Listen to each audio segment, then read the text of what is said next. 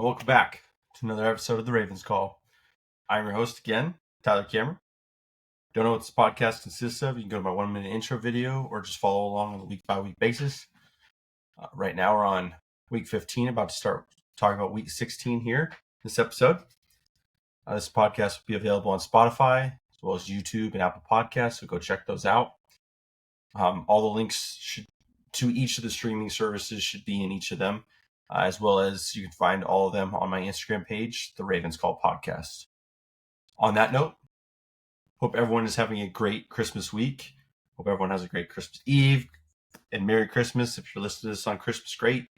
If not, hope you had a great Christmas. Hope you're ready to listen to some exciting NFL and Baltimore Ravens news.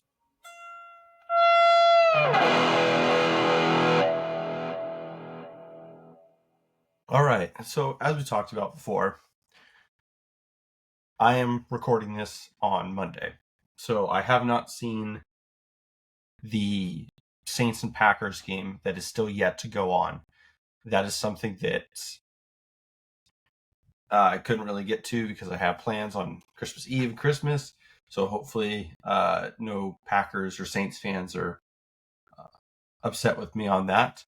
But I'm, go over it really quickly. I think the Packers will dominate this game. It's at home. They're playing against a rookie quarterback.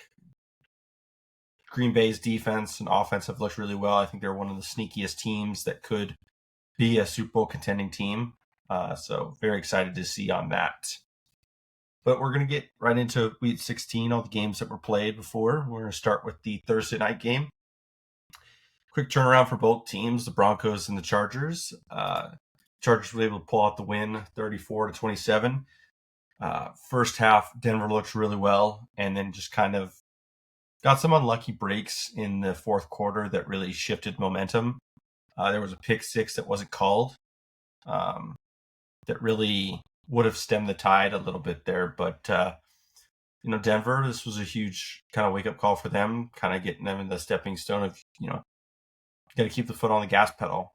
And going into the playoffs, all you have to do is win and you're in. And they're about to play a Bengals team that's very tough to beat. So, the Chargers and Denver are win and in type scenarios at this moment. So let's go over the game. Bo Nix, 29-40, 263, 2 touchdowns, really good game from him. Towards the end, just kind of started to slow it down. They, I think, thought the pressure was kind of off a little bit, and it just really affected them. Weren't really able to run the ball that much. The run game's still kind of weird. They started out really well with, I think it was 70 yards in the first half and then 40 in the second half. So they just kind of stemmed away from the run, which didn't really help them towards the end there. Mims, 3 receptions, 62 yards. Sutton, 5 receptions, 50 yards. So a lot of people were catching the ball. But, yeah, I think, Herbert played really well, 23-31, 284, 2 touchdowns and a pick. Did pretty well. But the problem was they weren't able to pass the ball effectively until the second half. Gus Edwards, 14 carries, 68 yards, 2 touchdowns. Ladd McConkey, 6 receptions, 87 yards. It'll be really interesting to see how both teams finish out the season. Both teams have to win one of these last 2 games, and they're guaranteed a spot. Denver has a little bit of a harder schedule going forward, but we'll talk about that later on down the road towards the end of this episode here.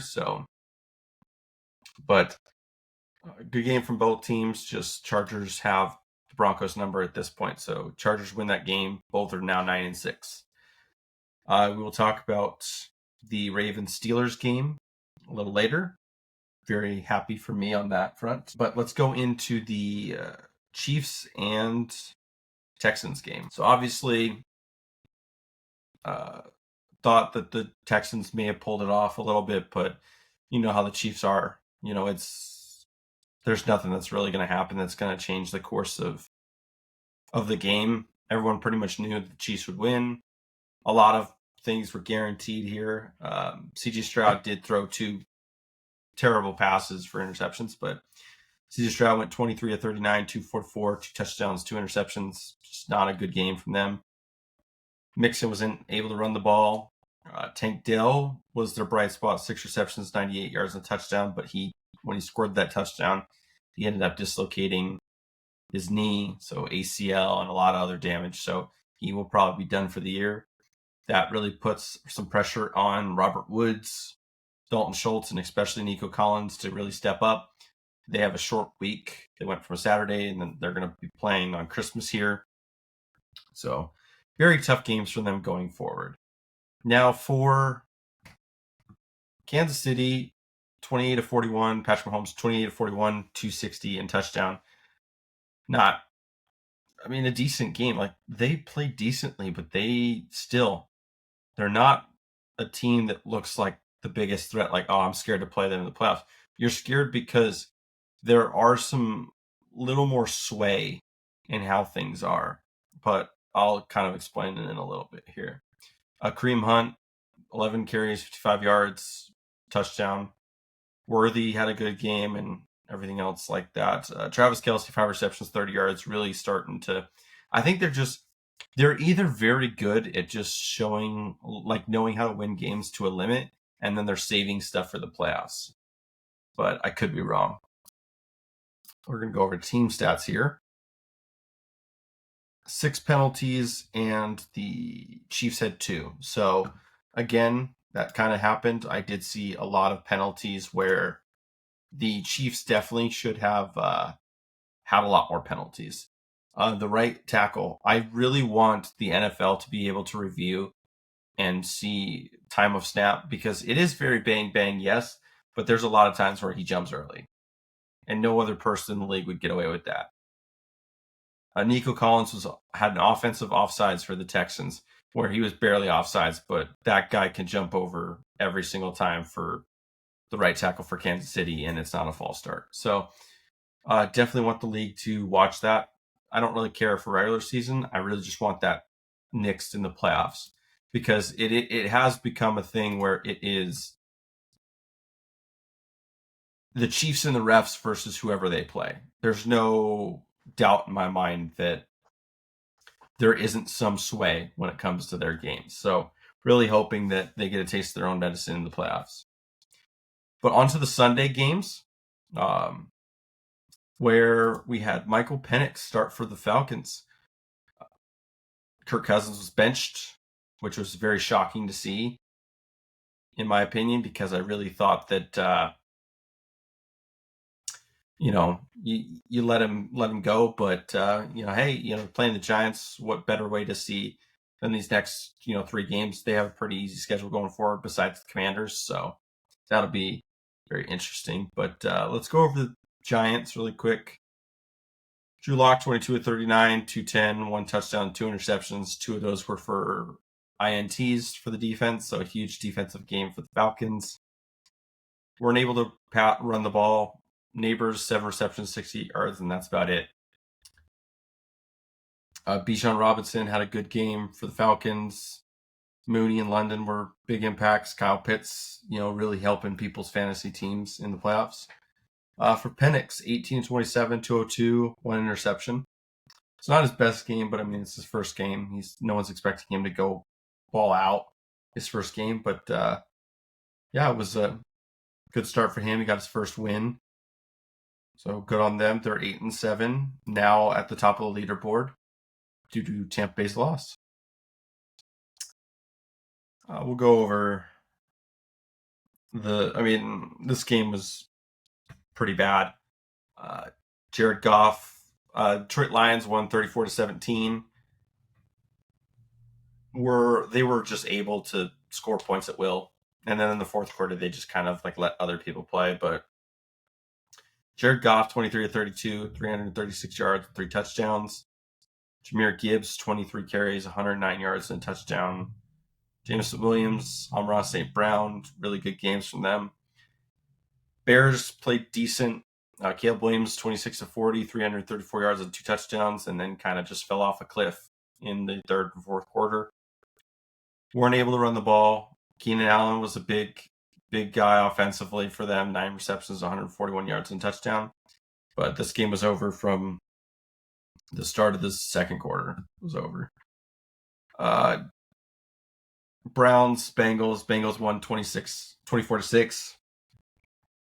Not shocking there. Browns switched quarterbacks. I think if Winston, this would have been a little more interesting. I think that they did this to say that it was trying to make sure that the quarterback gets some more reps so that he can maybe look for another team. But I think this is a necessary term for tanking. That they are just trying to tank at this point. Titans and Colts. A huge game for them. They need this to stay in, and it was a huge game.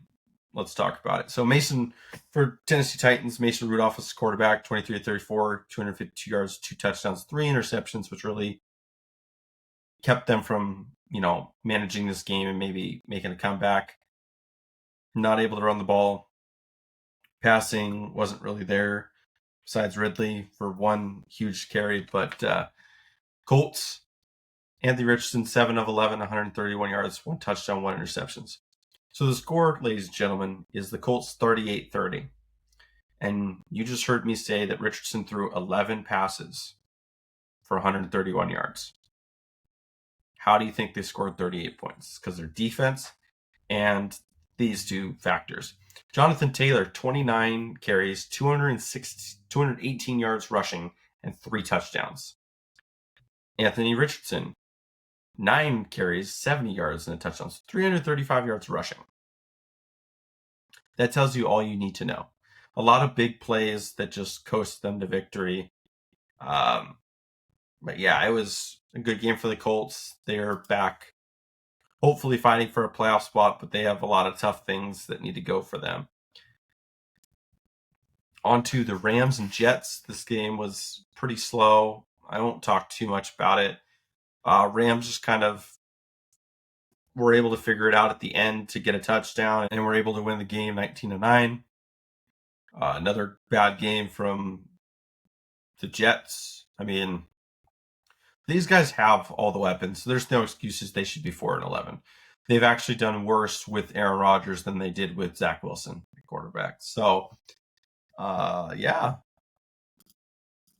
Just funny to see that. On to our next 2 games, which were 2 big upsets, which goes in to say here, the Eagles were 12-2, lost to the Commanders at home. Start of the game, Jalen Hurts went for a run and ended up getting hit in the head to where he was out for the game with concussion. So Kenny Pickett came in, did a decent job, but just wasn't able to manage expectations. Saquon Barkley did everything he could, 29 carries, 150 yards, and 2 touchdowns. That's funny. There were only 4 receivers that were targeted that entire game. A.J. Brown, Devontae Smith, Gainwell, and Barkley. That's insane. A.J. Brown had a good game, 8 receptions, 97 yards, and touchdown. But it came down to the fact that there were some drops that cost the Eagles the game. To pretty much end the game. All they had to do was catch the ball, get a first down, they were done. But they weren't able to do that. They kicked a field goal. It was 33-28. And then Jayden Daniels went on a hero spiel, and with 10 seconds left, was able to deliver a touchdown to win the game.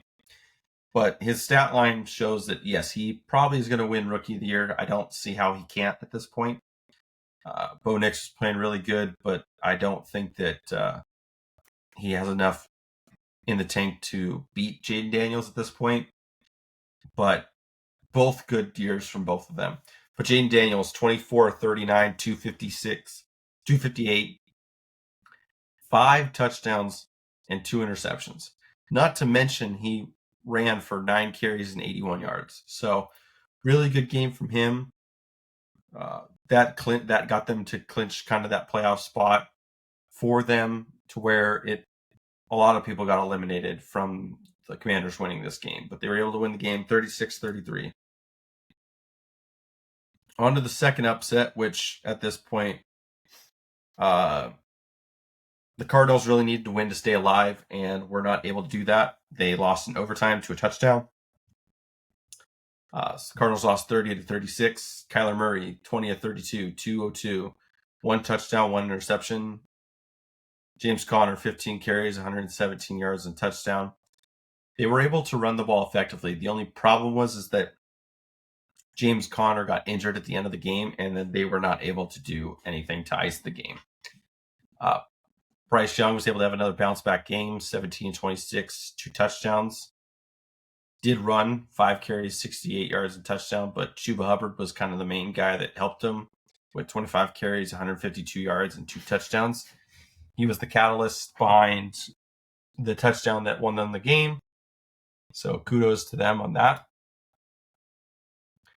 But the Panthers win, and the Cardinals are eliminated. So the Rams won. They're now 9-6. So the Seahawks now have to beat the Vikings to stay within the hunt. They're kind of 2 games behind. And what I mean by that is they ended up losing to the Vikings. They're now 8-7. The Rams are 9-6. So it's to the point to where they have to beat them by 2 games, because if they tie with the same record, the Rams are going to be in the playoffs because they beat them in the head-to-head. So very tough game from them. But Minnesota was able to win this game. It was a very close back-and-forth game. They were able to win 27-24. Sam Darnold, 22-35, 246, and 3 touchdowns. Good game from him. Weren't really able to run the ball, but Jay Jets has another good game. 10 receptions, 144 yards, and 2 touchdowns. This team looks like a tough team to beat. They're 6-1 on the road. It's a very good game from them. Geno Smith, 31-43, 314 yards, 3 touchdowns, and then the 2 picks, which iced the game. Weren't able to run the ball, but Jackson Smith-Njigba is becoming a huge stud for the Seahawks. So if they can get somebody, they're a team that can go and do good things once they kind of learn, because they're a very young team. They just got to learn a little more. But DK, Tyler Lockett, Jackson Smith-Njigba is really good. Yeah, it was a good game from both teams. Just Vikings were the better team. So now the Seahawks are at 8-7, hoping that the Rams can lose 2 games for them to be in the playoffs. On to the Bills and Patriots. So it's tough to say that, everyone talked about how Josh Allen was the MVP of the season. There's no question in mind Josh Allen's the MVP. Well, after this game, this really hurts the chances that some people are going to say that it's debatable. Because Drake May actually outplayed Josh Allen in this game.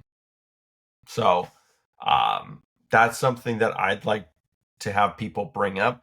I know that I am a Baltimore Ravens fan at heart. I do not care if Josh Allen wins MVP, but I don't like the fact that a lot of people are already saying that Josh Allen is MVP. There's 3 games left.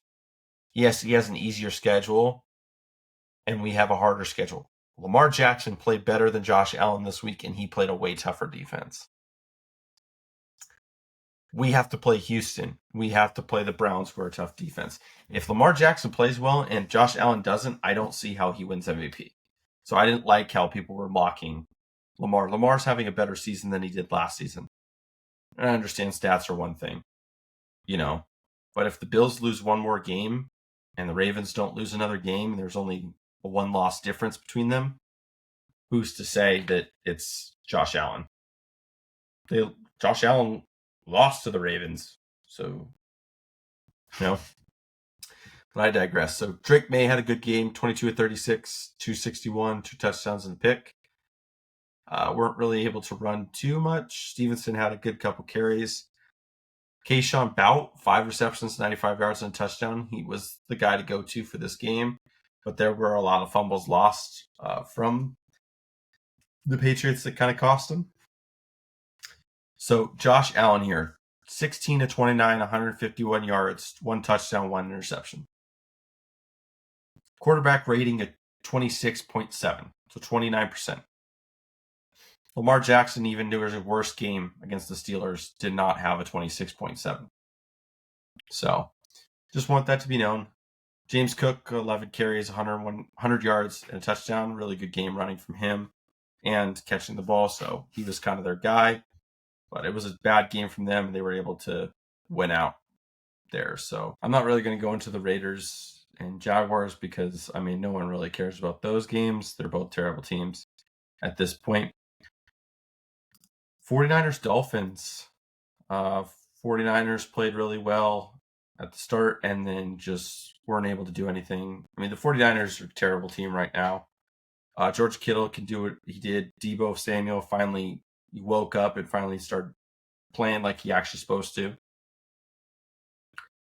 But yeah, it was a terrible game running for them. Dolphins looked really good. Tyreek Hill still didn't do much. Jonnu Smith was there, but Miami, good win. They won 29-17. Good win from them. They have a little bit of an easier schedule going forward to where they could make the playoffs, but it'll be tough to see for that.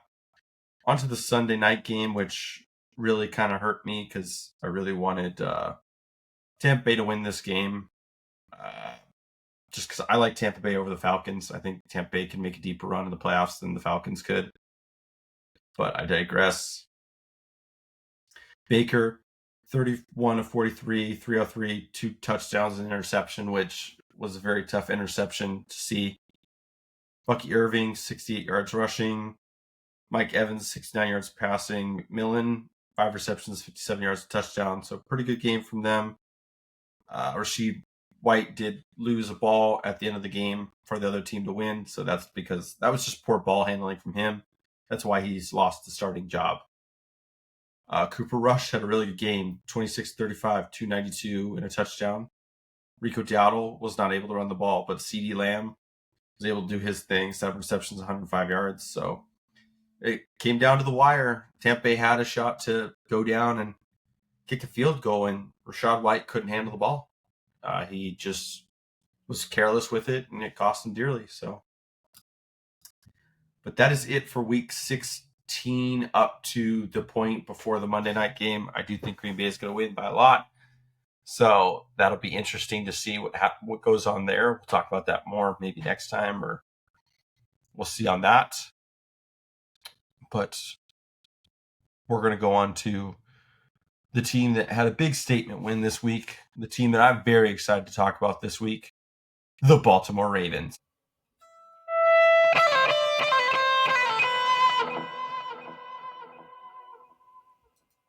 As you saw from earlier, the Ravens won 34-17. Could have been a lot. We could have had a touchdown and be 38, but we didn't. So that was okay with us there. Let's start off with the Steelers. They scored 17 points. Russell Wilson, 22 of 33, 217 yards, 2 touchdowns, and he threw a pick 6. 3 sacks for 19 yards. So good defensive performance from our team to get those sacks. Weren't able to run the ball too well. Jaylen Warren had a good couple bursts. Najee Harris had a burst or stuff. But it mainly came down to Calvin Austin III, 4 receptions, 65 yards. They didn't have George Pickens, which kind of hurt them. But honestly, you can say what you want. They wouldn't have added 17 points if Pickens was there. So it is what it is at that point for them. And then Russell Wilson lost a fumble that really changed the course of the game due to our safety, Darius Washington, who stepped up big. He's been a really big factor for our team going forward. But let's talk about the Ravens. Lamar Jackson, 15 of 23, 207 yards, and 3 touchdowns. Threw a pick, just missed times, his 4th pick of the season, but now has 37 touchdowns on the year. Derrick Henry, 24 carries, 162 yards. Also caught 2 balls for 27 yards. So really good game from him. Zay Flowers, 5 receptions, 100 yards. Likely and Andrews had touchdowns. Bateman, his only catch was a beautiful 14-yard catch, but we were just able to run the ball effectively against the Steelers. We scored every quarter. which was beautiful to see, in my opinion. And Marvin Humphreys had a pick six that really put us 17-31. We just could not be stopped this game. And a lot of people, it is tough because we haven't beat the Steelers in a while. You're not a Raven until you beat a Steeler. So Zay Flowers, Likely, Bateman, Derrick Henry, like all these guys are now Steelers. Kyle Hamilton are now true Ravens because they were able to do that. And Justin Tucker has been perfect since the bye week. I know we've only played 2 games, but it's very good to see that from him. Kyle Van Noy now has 10 sacks. So, this is a really good game for us. We're 10-5. We are good on the division right now. I'm really just hoping that, Steelers play the Chiefs on Christmas and we play the Texans, which I saw down at the bottom that Deontay Johnson was signed by the Texans, which for me is very ironic. You go to Texans, that's fine. If the Texans need help to beat us, that's fine. But me, I feel very strongly with how my team is playing, and I do not think the Texans have it in them to be good. So, but we'll see. Crazier things have happened. But I'm very excited for the Ravens game. I'm very excited for going forward. But that's it for the Ravens talk. We're going to go on to Week 17 previews. Now, huge games coming forward here. Huge games. All right, let's talk about it. So we got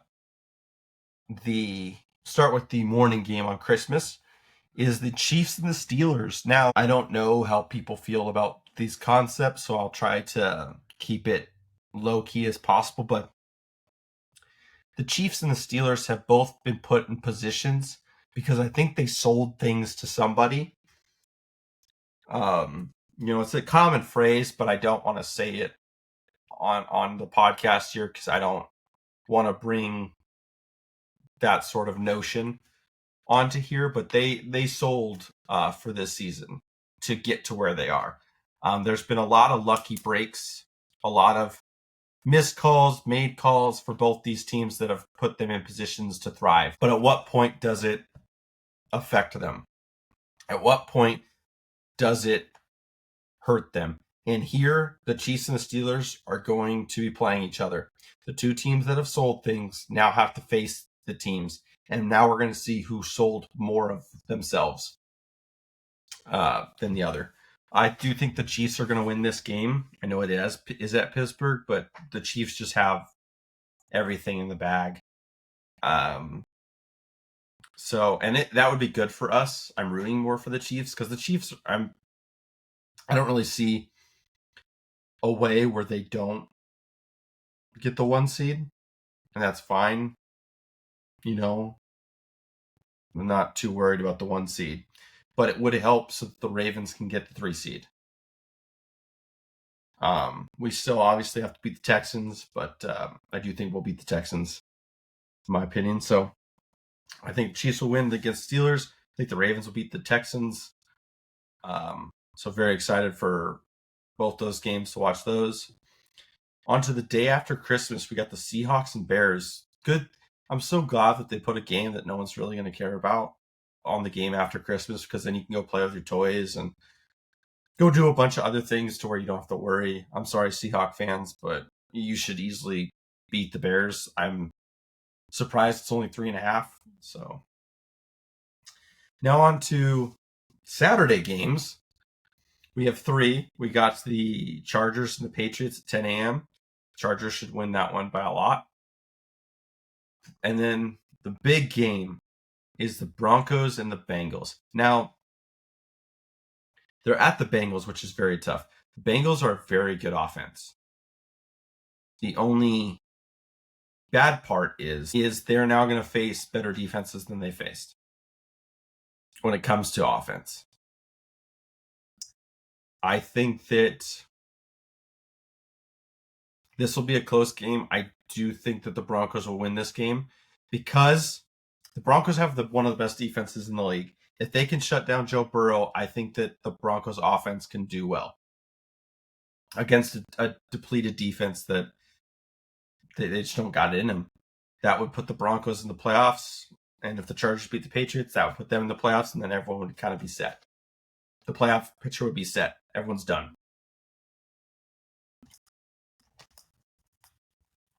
Now on to the Saturday night game, which is the Cardinals and the Rams. Now the Seahawks need a lot of hope for this game. I do think that the Rams do have a lot going for them, so I think the Rams will win this one. 5.5 is a little much. Bills at Jets. 10 is a lot. I do think that the Bills, this will actually be a lot closer of a game, because if you play the Patriots and only beat them by 3, the Jets are a lot better than the Patriots. So I think the Jets will play well here, but the Bills will win. Raiders and Saints. That's a toss-up. You go with your gut. I don't think that either team is worth watching. Colts and Giants. Colts will win, keep their playoff slide, and go back to 500. Eagles and Cowboys. The Eagles will win if they have Hurts. If they have Pickett, I think the Cowboys will win. Bucks and Panthers. I think the Bucks will win that one. Hopefully they do, so that they can hopefully stay in the NFC South. Titans and Jaguars. I'm tuned out at that point. Like, if I'm watching this game here, it's for fantasy. It's for nothing else. Not for pleasure. Dolphins and Browns. I think the Dolphins will win, but Browns will play. Well, actually, no. If they had Jameis Winston at quarterback, I think the Browns could make this a game, but they don't. So on to the two games of the week here, which is the Packers and Vikings. Now it's at the Vikings, so I'm going to give the Vikings a little bit more of an edge. But the Packers have just looked so good. Their only losses have been to the Lions, have been to the Vikings. One against the Eagles at the start of the season, but other than that, it'll be a tough game. And then Sunday night game, Falcons and Commanders. I think that the Commanders will win. I'm rooting for the Commanders to win. I'd like the Bucs in the playoffs and not the Falcons at that point. In the Monday night game, we got the Lions and the 49ers, which the Lions are going to just beat up on the 49ers at that point. That's it for the Week 17 preview and predictions. There is a lot of things at stake for a lot of teams for playoffs, which will then translate to Week 18, which can make things even more interesting. So, very excited to see what goes on here. Very excited for the Christmas games, for the games after the fact. Get to have all this new stuff and get ready to end the 2024 year with a bang and start off 2025 with some fun playoff games. Let's check some standings first. We'll look at playoffs actually. So yeah, the Chiefs, the 1 seed. If the Chiefs win this week, they've locked up the 1 seed. They're good. They're set in stone there. Bills 12-3. Steelers with the 3 seed because they have a better conference record, which to me, I don't like that factor. It should be based on strength of schedule, in my honest opinion. Because if you look at strength of schedule, they have the worst strength of schedule. We have 54. No one's even 55 v round. No one, let's see. Besides the Raiders, yeah. But I mean, pretty much besides the Raiders in the AFC, no one's had a harder schedule than us. So we should get the 3 seed, but hopefully we'll be able to get the 3 seed after Christmas. Texans are at the 4 seed. They're kind of coasting. We've Ravens clinched the playoffs, so we're a 5 seed right now. Chargers and Broncos are trying hard to get in the playoffs. If they win, they're in. That's it. They win, they're in. Colts, Dolphins, and Bengals are all trying to fight for that spot. Denver plays the Bengals on Saturday, which Broncos win and Bengals lose. The Bengals are out. Dolphins are out. Colts are out. Denver wins. Well, I mean, they're still the Chargers, but the Chargers should beat the Patriots. So, yeah, there's that. For the NFC, we got Detroit 11-2, Eagles 12-3. Rams and Falcons are at their top of their divisions right now, but Falcons are really close with the Bucks. Seahawks are 1 game behind, technically 2 games behind the Rams. At the 5 seed, you got 11-2 Vikings. Packers 10-4. Washington 10-5. I mean, Washington doesn't have a clinched spot, but they're in a good spot. I mean, Falcon, like all the Commanders have to do is win one more game. Packers will, if they win tonight, they're in the playoffs. So, good on them. Very excited to see what happens come next week. Check stats really quick, because I just want to see something here on the fact of, okay, I mean, Joe Burrow's playing really well, but I still think Lamar Jackson has an opportunity here to be the guy for MVP, but you never know. There's no point arguing it here. But we do have tonight's game, which is Packers and Saints. Very excited to see. Hoping Packers win. I think the Packers are a great team on that front. Well, as the clock winds down on another fantastic Christmas episode, I want to thank you guys all for listening. Podcast is live at 12 on Christmas, so Merry Christmas. Here's your episode on that front. Episodes are out every week. I'll actually make sure to be posting on Instagram. I need to get a better schedule on that. Remember, my podcast will be on Spotify, Apple Podcasts, and YouTube. Make sure to like and subscribe, whatever platform you prefer. Have any questions or want me to talk about things, let me know. I have no problem talking about those in my episodes. And I'll make sure to address it either in the comment section or in the podcast itself. Also, all the music and sound is provided by my brother-in-law, Justin. So, Justin, thank you for that. Well, Ravens Nation, thanks for joining me on this episode. I hope you have a wonderful Christmas, good Christmas Eve, and just want to make sure. Oh, and start of a Happy New Year by the time I get the next episode out to you. So, I hope everyone has a fun time watching the Christmas football games. I'm very excited to see what goes on from there. But until next time, stay fierce, stay loyal, and keep rooting for that purple and black. I'll see you next time on The Ravens Call.